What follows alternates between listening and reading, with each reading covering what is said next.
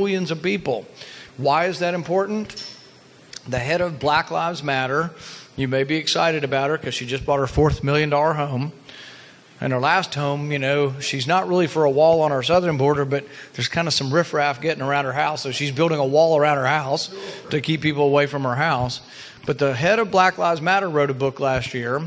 And there's an interview. A woman comes up to her, and it's a YouTube interview. And they said, "Oh, I loved your book. Your book was so good. It reminded me of Mao and of Mao's Little Red Book." In Mao's China, you were forced to carry the book with you. He printed them by the billions, but you had them on you or they beat you. But the book was Marxism, socialism. The government owns everything. And it led to famine.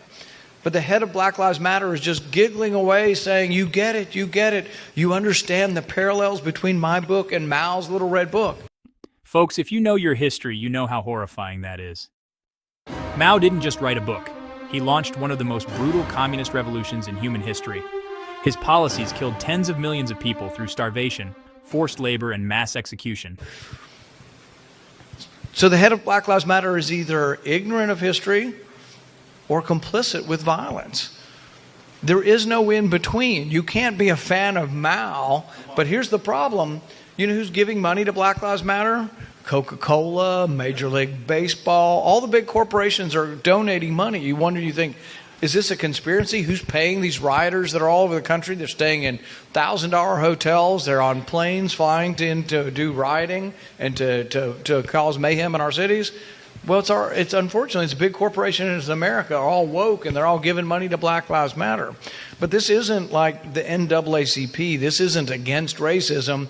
These are racists that you're giving the money to. These are people teaching that the black kids should sit on one side and the white kids sit on the other side, and we should tell all of them that the white kids are the oppressors. This is not about civil rights. This is not about healing or unity. This is about intimidation, revenge, and control. That's what they're wanting to teach in our schools.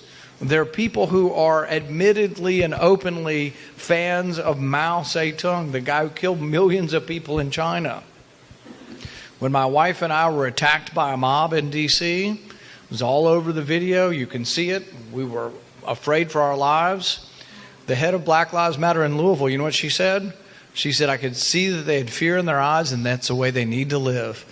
This isn't your grandfather's civil rights movement. This isn't the NAACP of the 1960s. This is a radical Marxist movement that teaches racism in reverse. That's the way I have to live. They should have to live that way too. Who would want that? I don't want Nancy. I don't agree with anything Nancy Pelosi or Biden's for, but I don't want violence on them. I don't want them to live in fear. And it isn't really about the color of your skin. The people who attacked us were predominantly black, but the police officers who saved our lives were predominantly black. It's nothing about race. It's about right and wrong. Marauding and mayhem and throwing Molotov cocktails at the police, that's not what we want in our cities. Thank you. Kids are being told in schools that white children are the oppressors and black children are the oppressed. That's not equality. That's indoctrination. That's what Rand Paul is warning us about, and he would know. If you're tired of the lies, the division, and the hypocrisy, do not stay silent. Share this video. Comment below with your thoughts. Subscribe if you believe America is worth saving.